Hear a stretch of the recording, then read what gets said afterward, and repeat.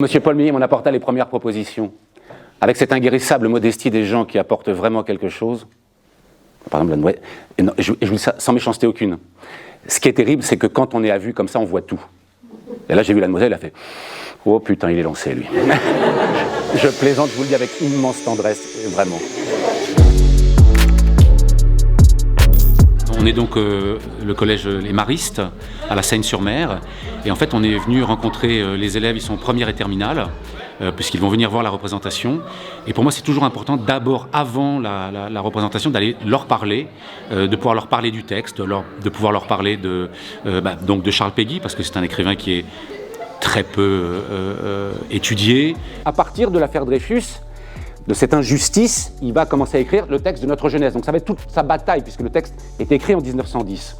Donc c'est à peu près 10 à 15 ans de bataille. C'est un retour sur l'affaire Dreyfus, sur comment l'affaire Dreyfus, en fait, a émergé et comment elle a été vécue par les différents protagonistes. Et c'est à la fois la possibilité pour Péguy de revenir sur qu'est-ce que la République, d'interroger ce que c'est qu'une République, comment se forge une République, comment elle se fonde sur l'antisémitisme de l'époque, sur l'antisémitisme d'aujourd'hui aussi. Qu'importe, nous disent les enchanteurs, qu'importe que l'humanité meure avant d'avoir institué la raison. Qu'importe que 1000 humanités meurent, une humanité réussira. Nous devons donc nous préoccuper surtout d'arracher les misérables à la misère. Voilà. C'est comme ça 1h30, hein. Vous êtes sûr que vous avez vos gilets de sauvetage? Et comme le disait Charles Péguy, je n'écris pas pour être lu, j'écris pour être dangereux.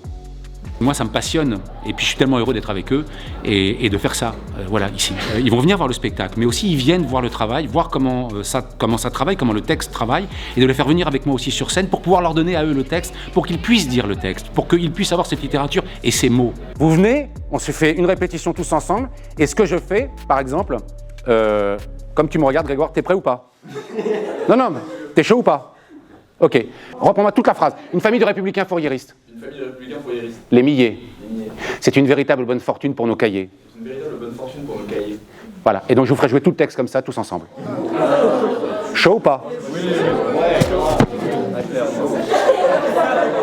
Il ne sera pas dit qu'un chrétien Il ne sera pas dit qu'un chrétien n'aura pas porté témoignage pour eux. n'aura pas porté témoignage pour eux. Il ne sera pas dit Il ne sera pas que dit je n'aurai pas témoigné pour eux.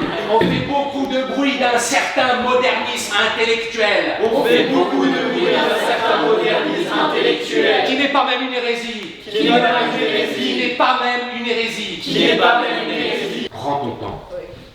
Prends ton temps. C'est super beau ce que tu fais. C'est juste une question de prendre le temps. On le reprend une fois? Ça me dit ou pas? On le refait une fois? Piété. Une mystique. Dans l'amitié. Inébranlable. On fait le spectacle ensemble ce soir.